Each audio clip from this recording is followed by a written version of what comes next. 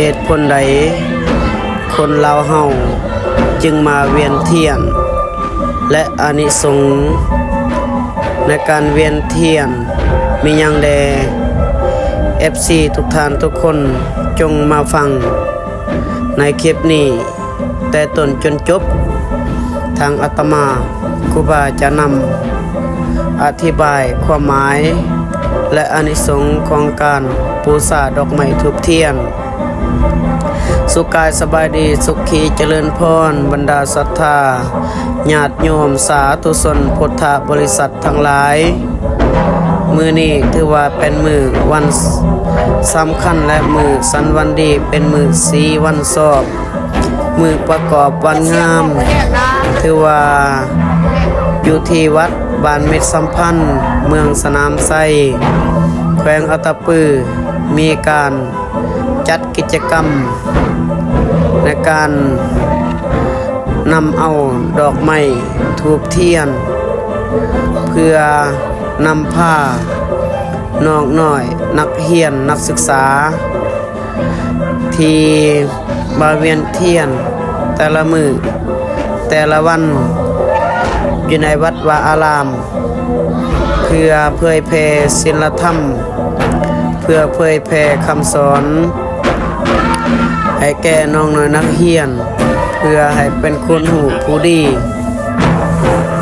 และเป็นหยังเฮาจึงเอาดอกไม้ธูปเทียนบูชาพระรัตนตรัยเพราะว่าการบูชาพระรัตนตรัยมีอยู่2ประเภทที่1แม่นปฏิบัติบูชาเมื่อนำพระธรรมคำสอนครูบาอาจารย์ได้สั่งได้สอนเป็นที่เรียบร้อยแล้วหรือว่าบรรยายธรรมให้แก่ญาติแก่โยมเป็นที่เรียบร้อยแล้วจะนำคำสอนที่พระเจ้าประสงค์ครูบาอาจารย์พ่อแม่ครูบาอาจารย์ที่จะสอนนั้นไปประพฤติปฏิบัติในชีวิตประจำวันในครอบครัวเฮือนซ่านในสังคมและในประเทศชาติเพื่อสร้างความร่มเย็นเพื่อสร้างความสงบให้แก่บ้านให้แก่เมืองให้แก่เฮาเองและครอบครัวเพราะการปฏิบัติตามคำสอนขององค์สมเด็จพระสัมมาสัมพุทธเจ้านั้นแน่นอนจะนำความสุขนำความเจริญให้แก่ครอบครัวให้แก่ชีวิตการเป็นอยู่ของเฮาอันนี้แม่นการปฏิบัติบูชาและอันที่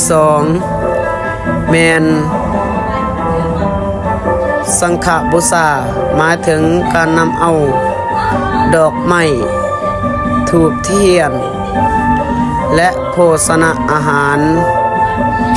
มานำถวายหรือว่ามานำบูชาให้แก่พระรัตนตรัย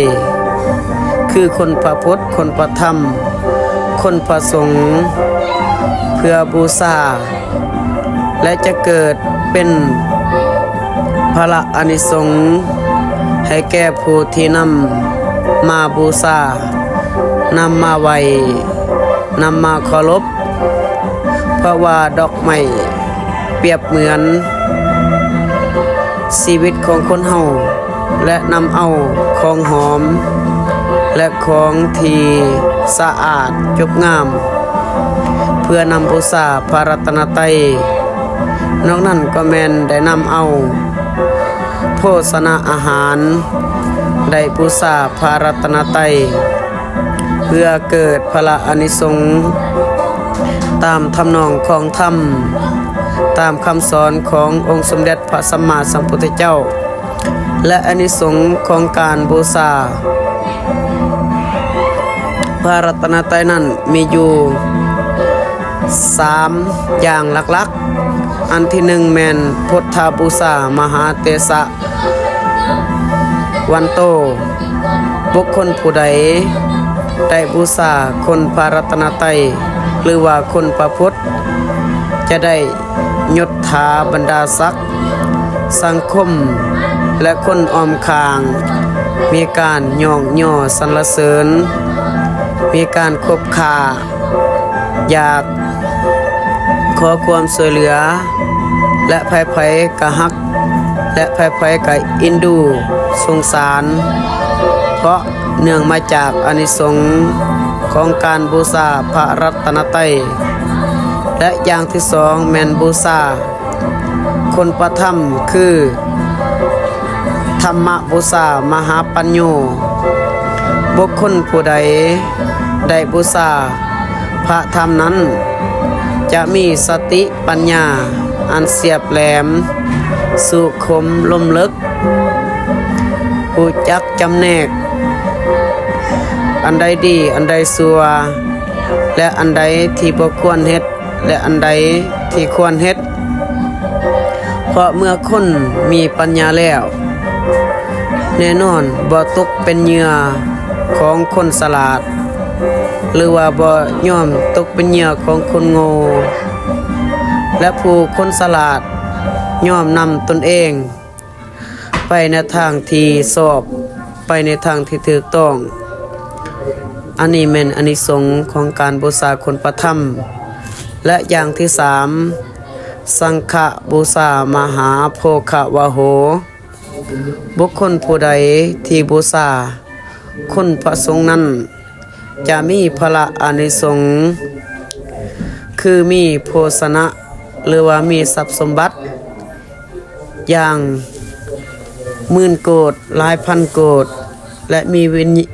ทรัพย์สมบัติที่มีวิญญาณและบ่มีวิญญาณ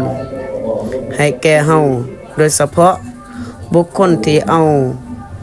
โภชนะอาหารหรือว่าเครื่องบูชาให้แก่พระสงฆ์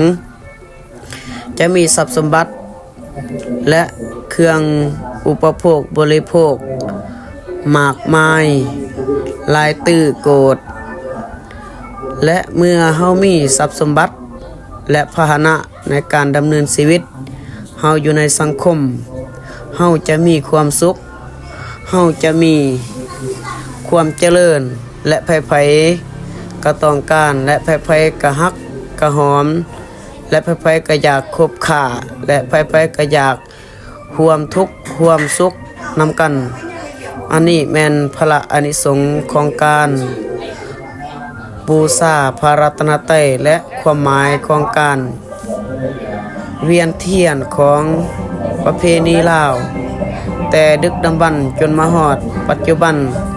ถือว่าคนลาวชาวพุทธแต่เนื้อหัวไตก็ยังได้สืบทอดกันมาจนมาฮอดปัจจุบันเจริญพร